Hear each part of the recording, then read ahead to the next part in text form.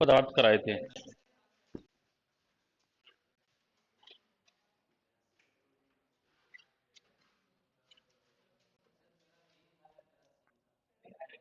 Paraffin.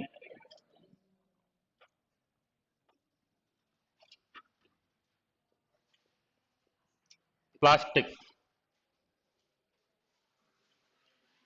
Plastic क्या होता है? प्लास्टिक ऐसा मटेरियल या ऐसे सब्सटेंसेस होते हैं, ऐसे पदार्थ होते हैं जो निर्माण के समय तो सॉफ्ट रहे हों और फिर बाद में उनको हम हमारी इच्छा के अनुसार ढाल सकते हैं, चेंज कर सकते हैं। उनको क्या कहते हैं? प्लास्टिक कहते हैं। टेम्परेचर के आधार पर, ताप के आधार पर प्लास्टिक दो प्रकार के होते हैं। एक तो होते हैं थर्मोप्लास्टिक, एक होते हैं थर्मोसेटिंग प्लास्टिक। थर्मोप्लास्टिक तो क्या होते हैं? ऐसा प्लास्टिक जिसको गर्म करो और गर्म करने पर वो पिघल जाए, मेल्ट हो जाए, और मेल्ट होने के बाद उसे हम हमारी इच्छानुसार आकृति में ढाल सके, उसको तो कहा जाता है थर्मोप्लास्टिक। यानी इनका तो रीयूज हो जाता है। जबकि थर्मोसेटिंग प्लास्टिक का मतलब होता है ऐसा प्लास्टिक जिसको हम गर्म करेंगे तो पिघल तो जाएगा, लेकिन पिघलने के बाद इतना हार्ड मजबूत हो जाता है, इतना कठोर हो जाता है कि बाद में उसको हम उसका रीयूज नहीं कर सकते, इच्छित आकार में नहीं ढाल सकते। उनको क्या कहते हैं? थर्मोसेटिंग प्लास्टिक कहा जाता है। थर्मोप्लास्टिक के एग्जांपल जैसे पॉलीथीन, ठीक है, पीवीसी, पॉलीविनाइल क्लोराइड और टेफ्लॉन, ये किसके एग्जांपल हैं? थर्मोप्लास्टिक के हैं। भाई जैसे जब कबाड़े वाला आता है तो अगर घरों में से कई सारा सामान निकालते हैं तो कई बार जैसे अपनी प्लास्टिक की चेयर है, उसकी चाहे कितने भी टुकड़े हो जाए, 10 20 30 40 कितने भी छिद्र हो जाए, उसमें कितने पोर्स हो जाए, उसको वो ले जाता है कि टुकड़े को। लेकिन कई बार जैसे ये प्लास्टिक की बोतल आती है पानी बिस्लरी की, इनको नहीं लेता वो। ये सामान भाषा में कहते हैं ना कचकड़ा, सुनाओ कचकड़ा। वो कचकड़ा क्या है? वो थर्मोसेटिंग प्लास्टिक है। वो क्या है? वो थर्मोसेटिंग प्लास्टिक है। आप उस बोतल को जला के देखना, जल तो जाएगी, पिघल तो जाएगी, लेकिन वहां से वो इतनी कठोर हो जाती है। जैसे कई बार अपन पानी, गर्म पानी डाल देते हैं बोतल में, तो बोतल वहां से सिकुड़ जाती है, बिल्कुल जल जाती है। तो उसको बाद में हम रीयूज नहीं कर सकते। एक आप पॉलीथीन को जला के देखना, पॉलीथीन को जब अपन जलाते हैं तो बिल्कुल लिक्विड अवस्था में आ जाती है, सेमी लिक्विड फॉर्म में, और टपकने लग जाती है। यानी उसका फिर क्या कर सकते हैं? रीयूज कर सकते हैं। तो इनका तो पुनर्चक्रण रीयूज होता है और इनका नहीं होता, ये एक बार ही उपयोग में आते हैं। हालांकि आजकल क्या है, मिश्रित तरीके से कई सारे तरीके चल रहे हैं, चलने को तो यूज में ले लेते हैं थोड़ा बहुत उनको मॉडिफाई करके। बाकी थर्मोसेटिंग प्लास्टिक पिघलने के बाद इतने कठोर हो जाते हैं कि इनका रीयूज नहीं होता है। थर्मोसेटिंग प्लास्टिक में आता है जैसे बेकेलाइट, मेलेमाइन, ग्लिप्टल, ये आते हैं थर्मोसेटिंग प्लास्टिक में। बेकेलाइट क्या होता है? बेकेलाइट हीट एंड इलेक्ट्रिसिटी का नॉन कंडक्टर होता है, विद्युत और ऊष्मा का कुचालक होता है।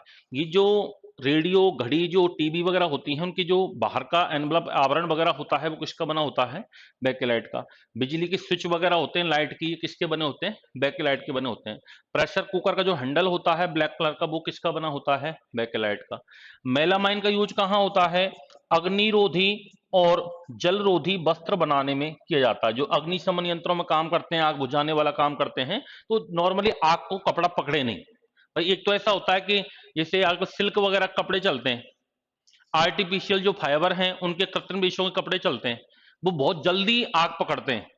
ये कई बार आपने अखबार में पढ़ा हुआ कि भाई नायलॉन का, ये साड़ी वगैरह, नॉर्मल जो लेडीज कपड़े आते हैं, ये ज्यादातर कृत्रिम रेशों से मिलकर बने होते हैं, आर्टिफिशियल फाइबर के बने होते हैं। एक तो होता है रेशे, दो प्रकार के, तीन तरीके के होते हैं। एक तो होता है नेचुरल, एक होता है सिंथेटिक, और एक होता है मिक्स। नेचुरल जो रेशे होते हैं ना, वो धीरे धीरे आग पकड़ते हैं। जैसे सेलुलोज की कोई चीज बनी हुई है, कॉटन की कोई चीज बनी हुई है, तो कॉटन में आप आग लगा के देखो, तो कॉटन ऐसा नहीं है कि अपने एक तरफ आग लगा दी वो तुरंत पूरी पूरी तुरंत जल जाएगी। कॉटन धीरे धीरे जलती है, पहले आगे कॉटन जलेगी, फिर सातों अगली, साथ में पास वाली रुई को, कॉटन को आग पकड़ाएगी, फिर धीरे धीरे पूरी रुई जलती है। और आजकल कपड़े ऐसे होते हैं कि यदि थोड़ी सी भी आग लग गई तो अपन उसको मतलब उसको कपड़े से स्किन से हटाना भारी पड़ जाता है, इतने में तो वो चिपक जाता है बिल्कुल स्किन के, और तुरंत पूरे बॉडी में आग लग जाती है। तो वो सिंथेटिक फाइबर के बने होते हैं, जैसे नायलॉन है, टेरिलिन है, डेक्रोन वगैरह के हैं। तो नायलॉन, टेरिलिन, डेक्रोन, ये क्या है, सिंथेटिक रेशे कहलाते हैं। ये मानव द्वारा निर्मित रेशे हैं। एक चलता है मिश्रित, नेचुरल और सिंथेटिक दोनों को मिला दें, जैसे टेरिकॉट। टेरिकॉट का मतलब होता है टेरिलीन प्लस कॉट यानी कॉटन। इन टेरिलीन और कॉटन को मिला दे तो वो क्या बन जाता है, टेरिकॉट बन जाता है। तो इनका यूज आजकल किया जाता है मिश्रित रेशों का ज्यादातर। भाई जैसे कोट है, अपन कोट सर्दियों में पहनते हैं। यदि अपन प्योर वूलन का, जैसे एक होता है टेरी वूल, वूल का मतलब होता है वूलन, ऊन जिसको कहते हैं, और टेरी यानी टेरिलीन। अब ओनली यदि वूलन का कोट बनाएंगे जब, तो सर्दियों में तो काम कर जाएगा, लेकिन कई सारे जॉब ऐसे होते हैं जिनमें हमेशा व्यक्ति कोट पहन के रहता है, तो वूलन का थोड़ी कोट पहन के रहेगा, जून के महीने में तो वैसे ही मर जाएगा वो बिना जॉब के, यदि वूलन का कोट पहनेगा तो उस समय वो सिंथेटिक फाइबर का पहनता है। सिंथेटिक फाइबर यानी बिल्कुल पतला, और जिसमें नॉर्मली एयर वगैरह पास हो सके, जैसे एमआर वगैरह होते हैं मेडिकल में, ये हमेशा कोट पहनते हैं। एडवोकेट्स वगैरह होते हैं, हमेशा कोट पहनते हैं। कई रिसेप्शनिस्ट वाले जॉब हैं, मैनेजर वाले जॉब हैं, तो कई जगह अपन कोट हमेशा बियर करते हैं।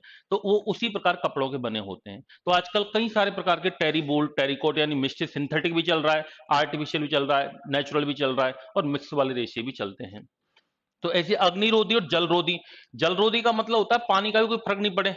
जैसे आपने कभी देखा होगा सीआईडी वगैरह, मूवी वगैरह में देखा होगा, जो सीआईडी के ऑफिसर ऑफिसर वगैरह होते हैं, वो पानी में भीगते रहते हैं, लेकिन उनका पानी अंदर नहीं जाता है। वो कपड़े कुछ अलग तरीके के होते हैं, जैसे पैरासूट का कपड़ा जैसा होता है। तो पैरासूट में अपन जैसे वो पहनते हैं ना, रेनकोट, तो रेनकोट में वैसे पीवीसी का भी यूज होता है, तो रेनकोट में अंदर पानी नहीं जाता है। तो ऐसे अग्नि जलरोधी और अग्निरोधी, यानी जिस पर आग का, जल का कोई ऐसा खास प्रभाव नहीं पड़े, हल्का फुल्का, जैसे कोई आदमी बाई चांस जल रहा है, अग्निशमन अपन यंत्र बुलाते हैं, गाड़ी बुलाते हैं, वो क्या करते हैं, उनके साथ में भी लोग आते हैं, तो थोड़ा बहुत आग को बुझाने का प्रयास करते हैं, तो हल्की फुल्की आग का कोई फर्क नहीं पड़े, ऐसे वस्त्र बनाने में किसका प्रयोग करते हैं, मेलामाइन का। और एक होता है ग्लिप्टल। ग्लिप्टल का यूज प्लास्टिक पेंट बनाने में करते हैं। आजकल प्लास्टिक पेंट होता है ना, पहले तो अपन कैल्शियम ऑक्साइड को लाते थे, जल में डालते थे, कैल्शियम हाइड्रोक्साइड बन जाता था, जिसको हम कहते हैं स्लेक्ट लाइम, बुना बुझा चूना और बुझा हुआ चूना। उसका उपयोग अपन सफेदी के रूप में करते हैं, जिसको सामान्य भाषा में चूना कहते हैं या कली कहते हैं। लेकिन आजकल हम देखा होगा, अपन कहते हैं ना प्लास्टिक पेंट करवाया है। प्लास्टिक पेंट यानी प्लास्टिक का यूज होता है इसके अंदर। इसको आप पानी से वॉश भी कर सकते हैं, जैसे इसको आप वॉश करोगे तो ये वॉश नहीं होगा, क्योंकि प्लास्टिक पेंट नहीं है, तो बिल्ला व्हाइट है, ये तो छूटने लग जाएगी। लेकिन प्लास्टिक पेंट वास्तव में, जैसे कोई गंदी हो गई, किसी बच्चे ने पेंसिल वगैरह रख कर दिया उसके अंदर, पेन चला दिया, तो उसको धो सकते हैं, धोने से वो खराब नहीं होगा। तो प्लास्टिक पेंट बनाने में किसका प्रयोग करते हैं, ग्लिप्टल का यूज करते हैं। ये सारे क्या है, थर्मोसेटिंग प्लास्टिक हैं। एक होता है पॉलीस्टाइरीन। स्टाइरीन उसकी मोनोमर यूनिट होती है। जैसे ये चाय के कप जो होते हैं ना, ये पॉलीस्टाइरीन के बने होते हैं। बोटल्स के कैप वगैरह होते हैं, ढक्कन वगैरह, ये किसके बने होते हैं, पॉलीस्टाइरीन के बने होते हैं। तो ये सब क्या है, प्लास्टिक हैं। प्लास्टिक ये कार्बन का ही कंपाउंड माना जाता है, कार्बन वाले टॉपिक में ही आता है। अलग से भी टॉपिक आता है प्लास्टिक, ये पॉलीमर में भी आता है। ये प्लास्टिक एंड जो फाइबर्स हैं, रेशे हैं, ये पॉलीमर टॉपिक के अंतर भी आते हैं। ये तो नीचे लिखना, प्लास्टिक में लिखो, प्लास्टिक ऐसे पदार्थ होते हैं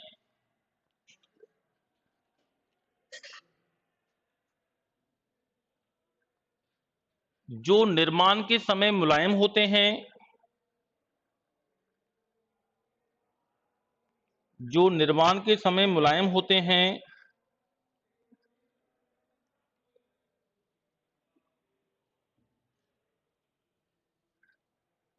तथा बाद में उन्हें इच्छानुसार आकार में ढाला जा सकता है,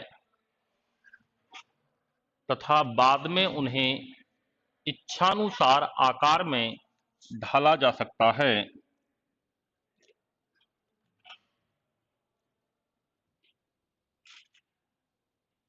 ताप के आधार पर प्लास्टिक, ताप के आधार पर प्लास्टिक दो प्रकार के होते हैं।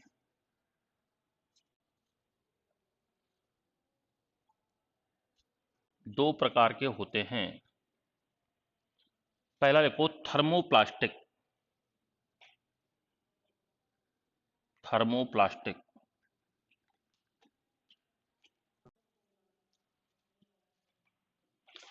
थर्मोप्लास्टिक में लिखना ऐसा प्लास्टिक जो गर्म करने पर पिघल जाए,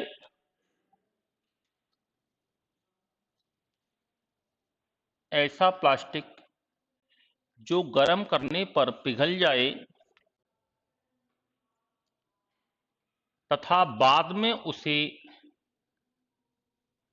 तथा पिघलने के बाद उसे इच्छानुसार आकार में ढाला जा सकता है, इच्छानुसार आकार में ढाला जा सकता है।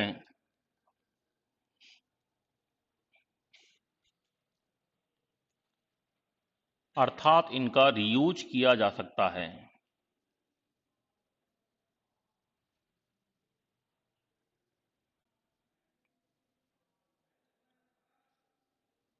जैसे पॉलीथीन,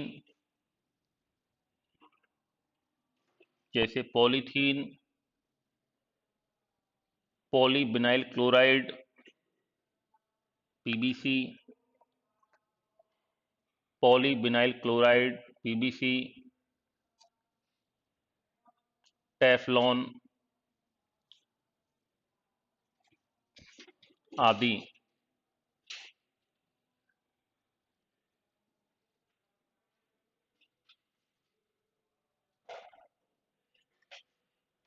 सेकंड लिखना थर्मोसेटिंग प्लास्टिक,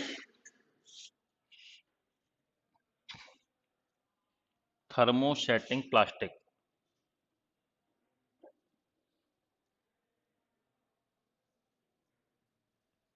ऐसा प्लास्टिक जो गर्म करने पर पिघल जाए, जो गर्म करने पर पिघल जाते हैं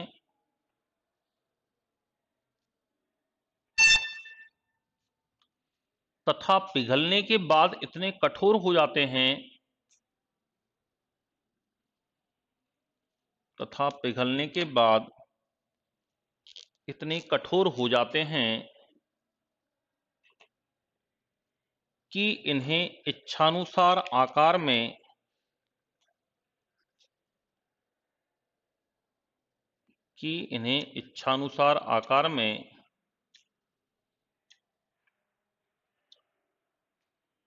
नहीं ढाला जा सकता है।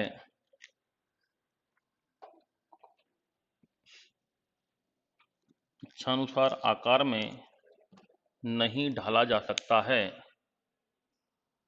जैसे बेकेलाइट, मेलामाइन,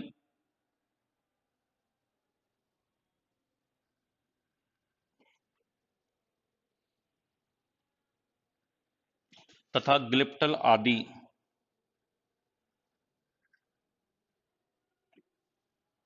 ग्लिप्टल आदि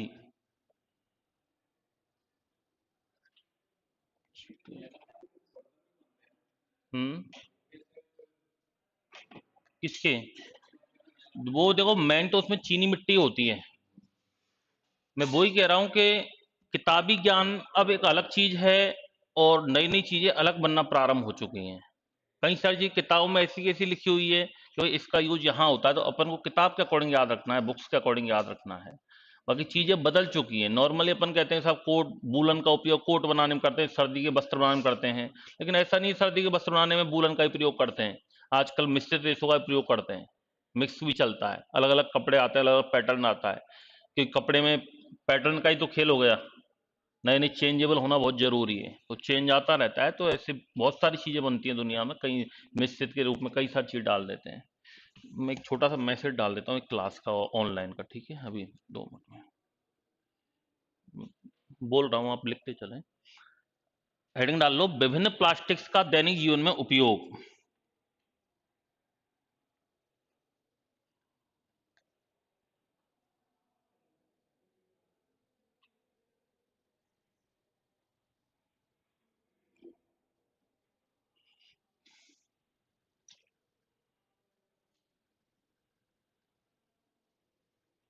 विभिन्न प्लास्टिक्स का दैनिक जीवन में उपयोग। सबसे पहला लिखना पॉलीथीन।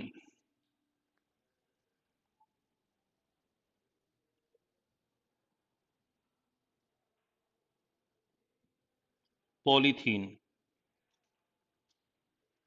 देखो यह एथिलीन का पॉलीमर है,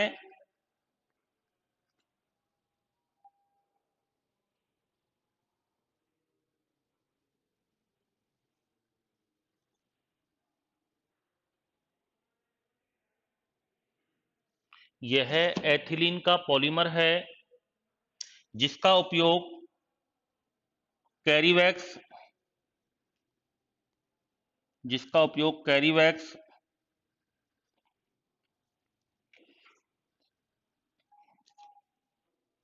प्लास्टिक की कैरीवैक्स, प्लास्टिक की बाल्टी, खिलौने आदि बनाने में किया जाता है।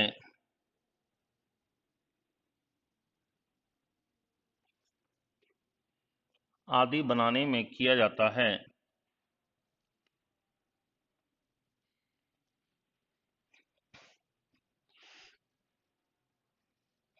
दूसरा लिखो पीबीसी, पॉलीविनाइल क्लोराइड।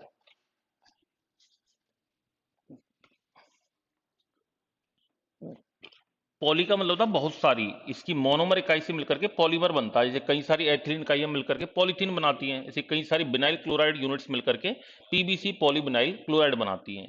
देखो यह बिनाइल क्लोराइड के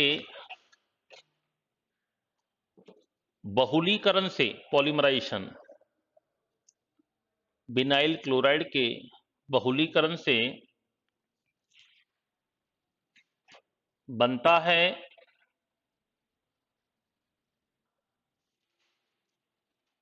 बनता है जिसका उपयोग पाइप, सीट कवर,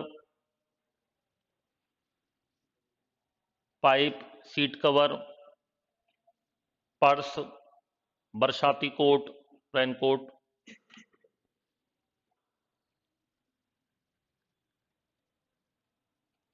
आदि बनाने में किया जाता है।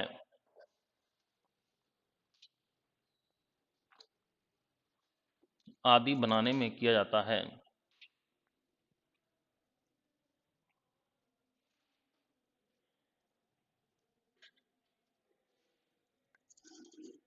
अगला लिखो टेफ्लॉन।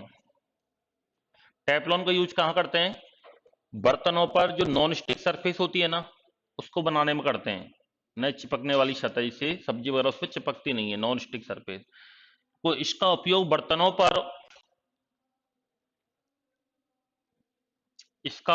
बर्तनों पर नॉन स्टिक सरफेस न चिपकने वाली सतह, नॉन स्टिक सरफेस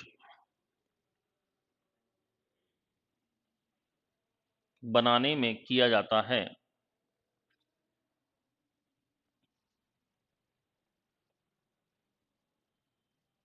नेक्स्ट को बेकेलाइट। बेकेलाइट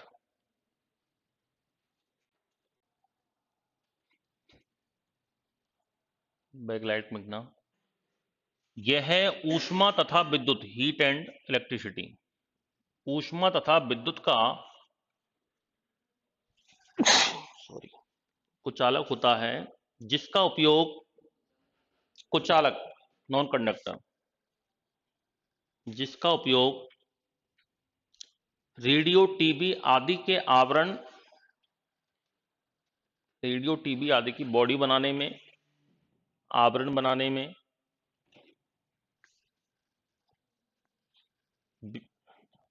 लाइट की switch, electric switch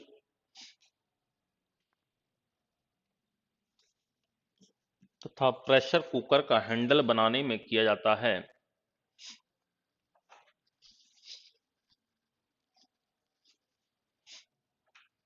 pressure cooker का हैंडल बनाने में किया जाता है।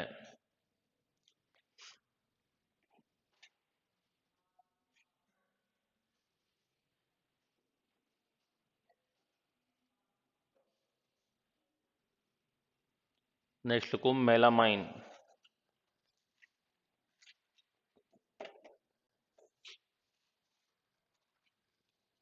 को इसका उपयोग अग्निरोधी तथा जलरोधी वस्त्र बनाने में,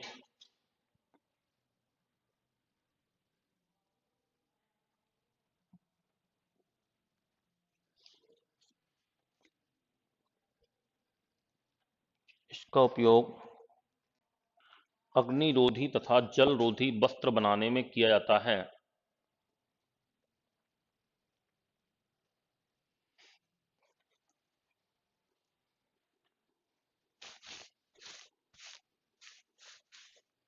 अगला को ग्लिप्टल।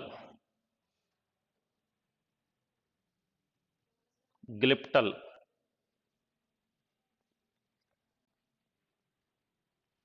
यूज लिखना प्लास्टिक पेंट बनाने में।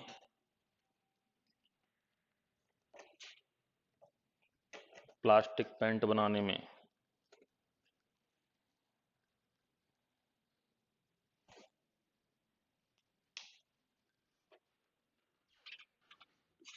अगला को पॉली एक्राइलोनाइट्राइल। पॉली एक्राइलोनाइट्राइल या एक्रिलोनाइट्राइल।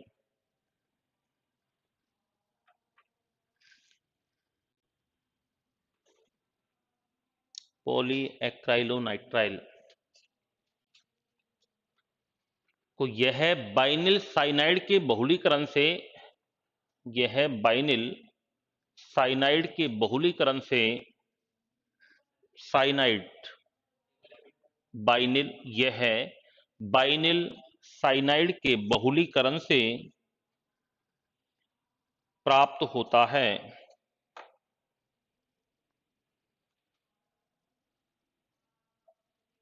जिसे पॉलीविनाइल साइनाइड जिसे पॉलीविनाइल साइनाइड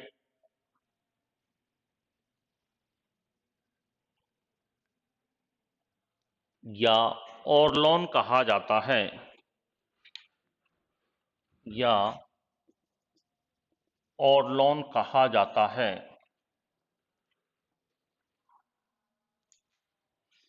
जिसका उपयोग जिसका उपयोग स्वेटर, गद्दे, तकिए आदि बनाने में करते हैं।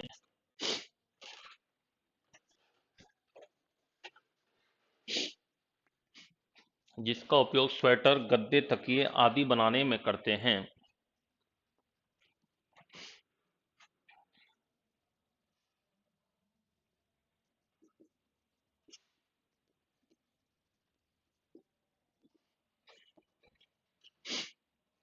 अगला को पॉलीस्टाइरीन।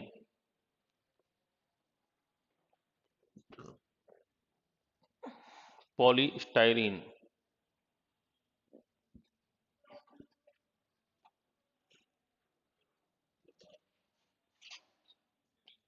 यह स्टाइरीन के बहुलीकरण द्वारा यह स्टाइरीन के बहुलीकरण द्वारा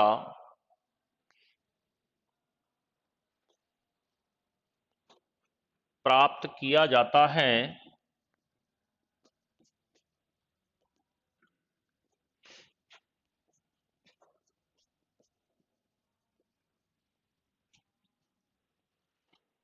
जिसका उपयोग चाय के कप, बोतलों के ढक्कन, रेफ्रिजरेटर के पार्ट्स,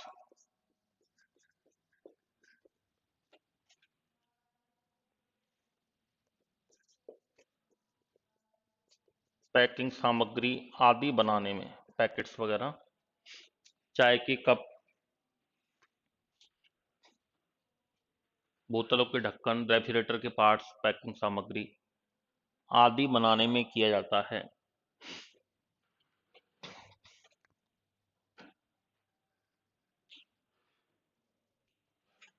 तो थर्मोप्लास्टिक का मतलब होता है ऐसा प्लास्टिक को गर्म करो, मेल्ट हो जाए, रीयूज कर लें उसका। इसमें पॉलीथीन, पीवीसी, टेफ्लॉन आदि आते हैं।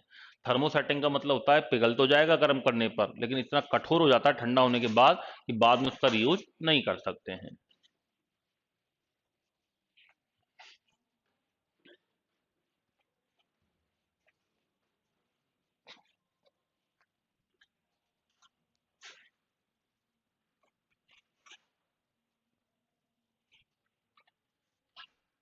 एक और नीचे लिखना,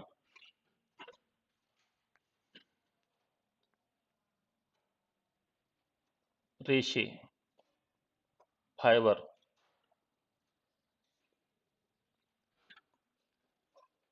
रेशे।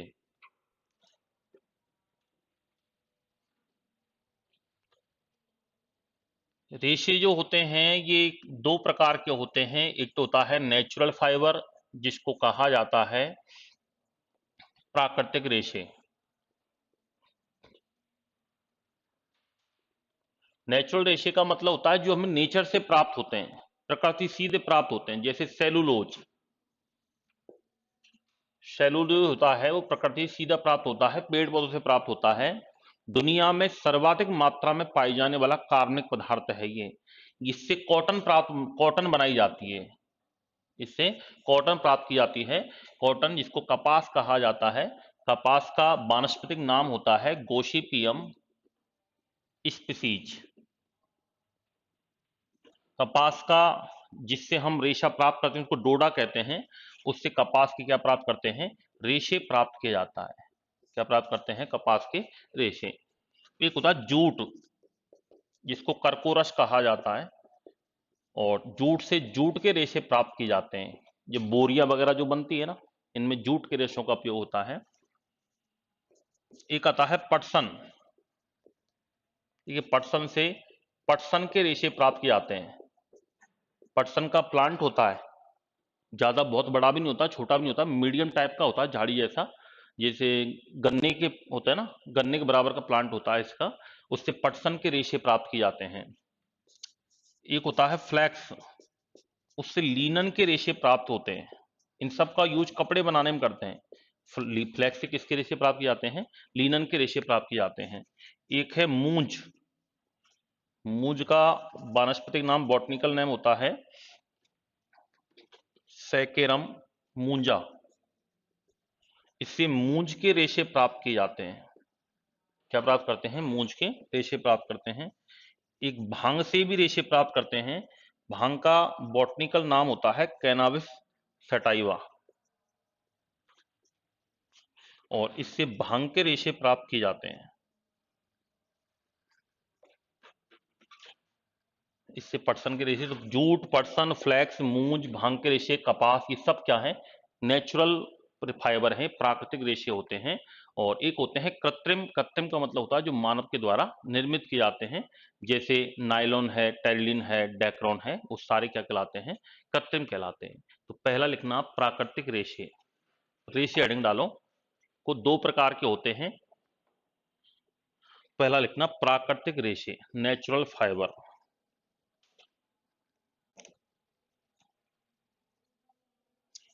देखो ये प्रकृति द्वारा निर्मित होते हैं।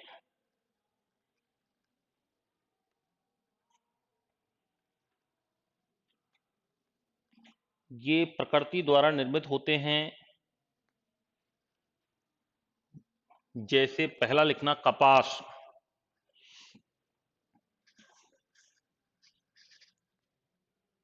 कपास, तो कपास का वानस्पतिक नाम गोसिपियम स्पीसीज है। कपास का वानस्पतिक नाम गोसिपियम स्पीसीज है।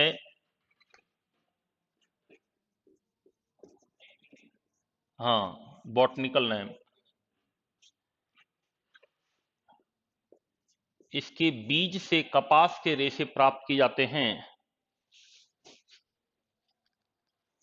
इससे बीज से कपास के रेशे प्राप्त किए जाते हैं।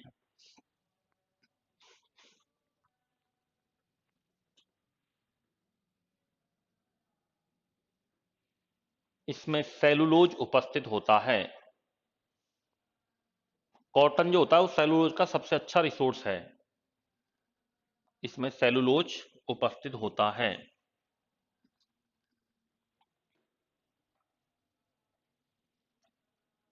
सेकंड लिखना जूट,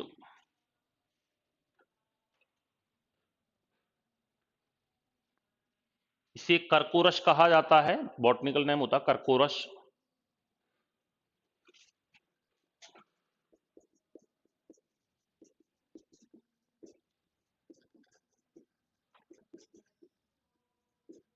इसे करकोरस कहते हैं। इसके तने से, स्टेम से, इसके स्टेम या तने से जूट के रेशे प्राप्त किए जाते हैं। इसके स्टेम इसके तने से जूट के रेशे प्राप्त किए जाते हैं।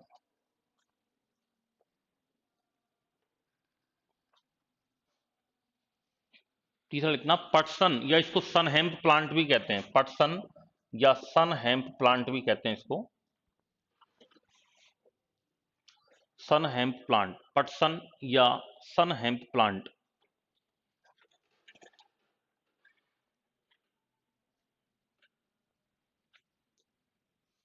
इसका वानस्पतिक नाम लिखना क्रोटोलेरिया जुन्सिया। क्रोटोलेरिया जुन्सिया। क्रोटोलेरिया जुन्सिया को इसके तने से पटसन रेशे प्राप्त किए जाते हैं। इसके तने से पटसन रेशे प्राप्त किए जाते हैं।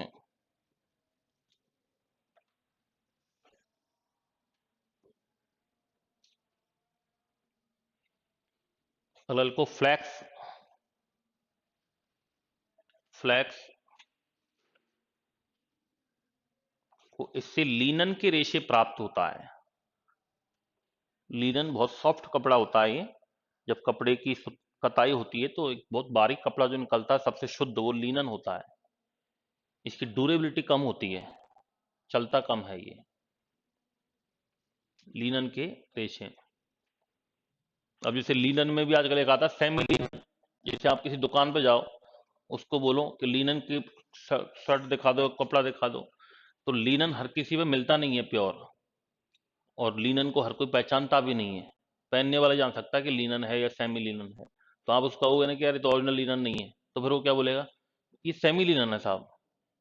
मतलब वो उसमें थोड़ा सा, पहले तो उसको लीनन ही कहता है वो, उसको फिर वो सेमी लीनन पे आ जाता है कि ये समझ गया इसमें कुछ मिक्स है, फिर वो कहता है सेमी लीनन है, यानी कुछ हल्का फुल्का उसमें कॉटन मिक्स होता है उसके अंदर। अगले को मूंज। मूंज,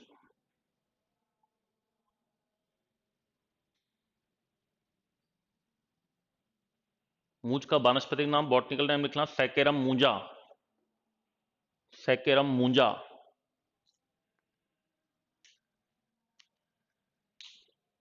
सैकेरम मूंजा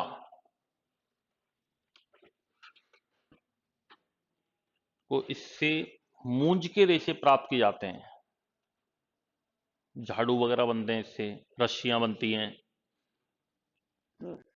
मूंज के रेशे प्राप्त किए जाते हैं।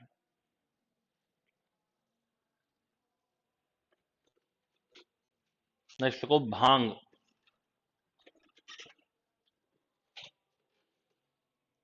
भांग का वानस्पतिक नाम, बॉटनिकल नाम लिखना कैनाबिस सटाइवा। Cannabis sativa.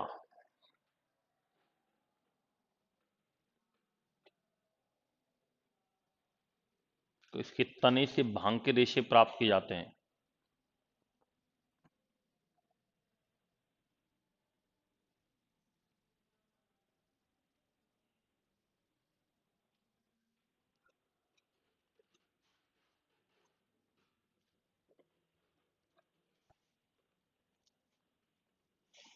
देखो कृत्रिम रेशे, सिंथेटिक फाइबर। सिंथेटिक फाइबर,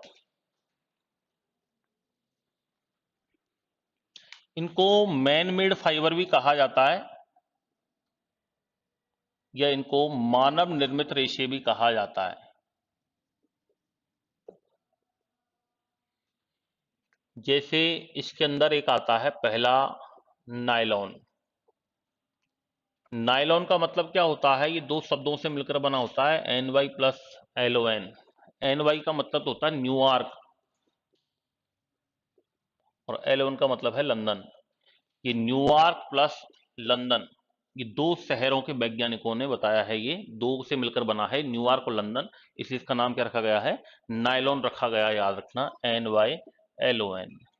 ये मानव द्वारा निर्मित man made first synthetic fibre है। ये मानव निर्मित प्रथम रेशा है, याद रखना। ये सबसे पहले मानव ने किस रेशे का निर्माण किया था, नायलॉन का।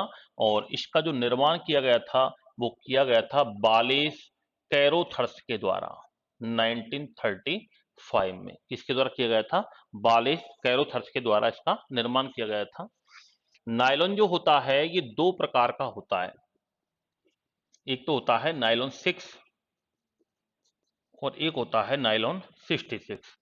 6 और 66 का मतलब क्या है कि इसमें तो ये तो एक 6 कार्बन एटम्स वाली मॉलिक्यूल्स वाले सबस्टांस से मिलकर बना होता है, जबकि इसमें दो 6 कार्बन परमाणु वाले दो पदार्थों से मिलकर बना होता है। नायलॉन 6 का जो निर्माण होता है वो तो कैप्रोलैक्टम यूनिट से होता है या कैप्रोलैक्टम इकाई से होता है, जो कि 6 कार्बन पाए जाते हैं इसमें। जबकि नायलॉन 6 जो होता है ये adipic acid plus hexamethylene diamine, 6 carbon परमाणु इसमें पाए जाते हैं, 6 ही इसमें पाए जाते हैं, इसलिए इसको क्या कहते हैं? नायलॉन 66 कहते हैं, याद रखना। नायलॉन 6 का उपयोग टायर ट्यूब बनाने में, रेशे वगैरह बनाने में किया जाता है। नायलॉन 66 इसका उपयोग एडिपिक एसिड और हेक्सामिथाइलिन डाइएमीन के संघनन कंडेंसेशन से होता है। ये पॉलीमर है एक तरीके से, ठीक है, ये पॉलीमर है ये। और नायलॉन 66 का उपयोग कहाँ होता है? गाड़ियों के जो गियर वगैरह होते हैं, बियरिंग वगैरह होती हैं, उनको बनाने में। इसके अलावा टायर ट्यूब, कपड़े, रेशे, ब्रश, रस्सियां आदि बनाने में किसका प्रयोग करते हैं? नायलॉन 66 का। तो ये पहला कृत्रिम रेशा है जिसका नाम क्या है? नायलॉन। लिखो, पहला लिखना कृत्रिम रेशे, हेडिंग डालो। तो इन्हें मानव निर्मित रेशे भी कहा जाता है, इन्हें मानव निर्मित रेशे भी कहा जाता है। पहला लिखना नायलॉन, जैसे पहला नायलॉन।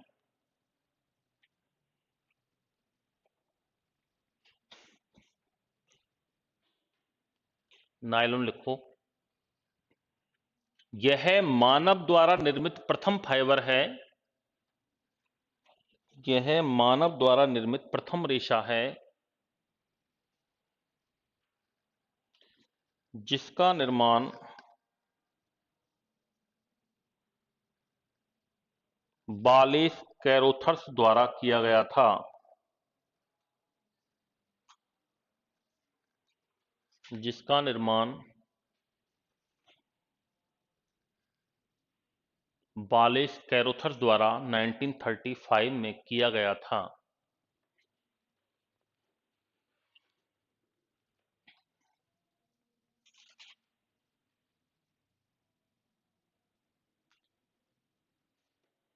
यह दो प्रकार का होता है।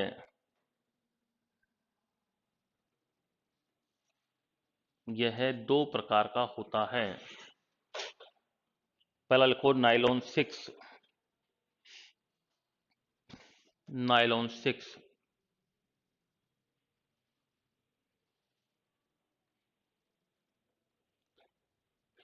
नायलॉन 6 में लिखना इसका निर्माण, इसका निर्माण कैप्रोलैक्टम यूनिट से होता है, कैप्रोलैक्टम इकाई के संघनन से होता है। कैप्रोलैक्टम यूनिट के कंडेंसेशन या संघनन से होता है।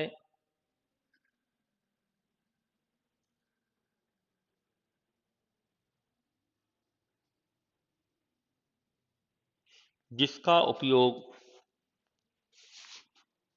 जिसका उपयोग टायर ट्यूब, रेशे आदि बनाने में, टायर ट्यूब, रेशे आदि बनाने में किया जाता है।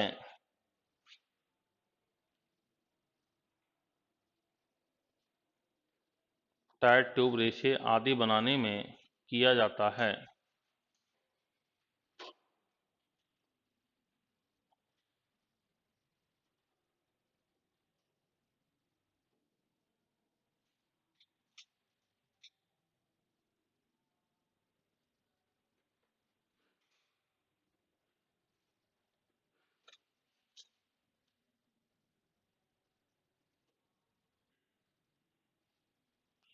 अगला लिखो नायलॉन 66। नायलॉन 66 यह एडिपिक अम्ल तथा यह एडिपिक अम्ल तथा हेक्सामिथाइलिन डाइएमीन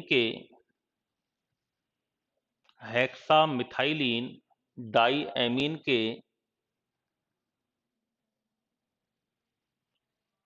संघनन के दौरान बनता है। एडिपिक अम्ल तथा हेक्सामिथाइलिन डाइएमीन के संघनन कंडेंसेशन के दौरान बनता है। जिसका उपयोग मशीनों के गियर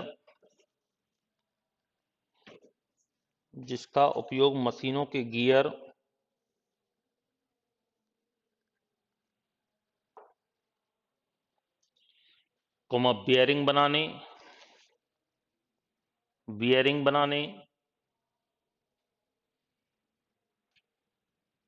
तथा टायर ट्यूब रस्सी ब्रश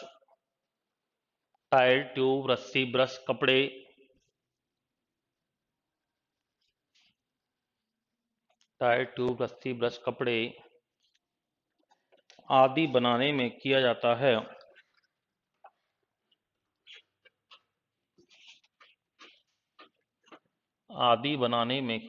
है।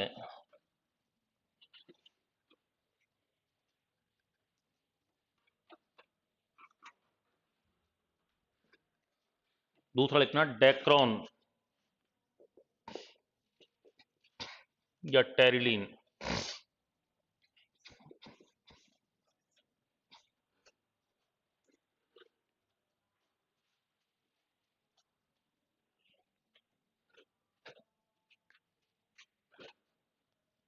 ये डेक्रोन किस किस से मिलकर बनता है? ये एथिलीन ग्लाइकोल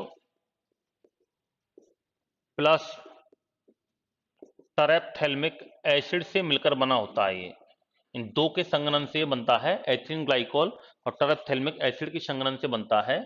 इसको डेक्रोन रेशे भी कहते हैं, टेरिलीन भी कहा जाता है। और इसका यूज कहाँ करते हैं? जैसे मैग्नेटिक टैप, चुंबकीय टैप बनाने में, बेल्ट वगैरह बनते हैं, नाव जो होती हैं उन नावों की पाल वगैरह बनाने में, ये जो अपने गाड़ियों कवर्स वगैरह होते हैं इनको बनाने में, तो बेल्ट, नावों की पाल, चुंबकीय टैप आदि बनाने में किसका प्रयोग करते हैं? रस्सी वगैरह बनाने में डेक्रोन का यूज किया जाता है। देखो यह है एथिलीन ग्लाइकोल, यह है एथिलीन ग्लाइकोल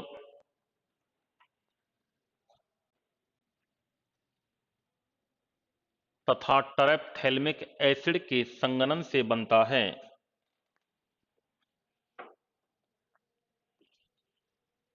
टरेप्थेल्मिक एसिड के संघनन से बनता है।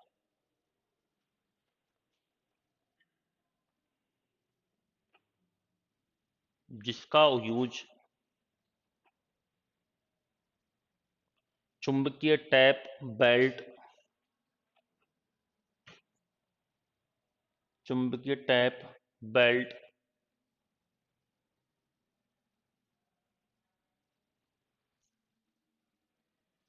नावों की पाल आदि बनाने में किया जाता है।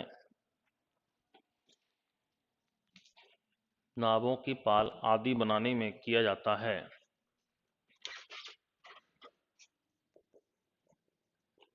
तीसरा लिखना रेयन।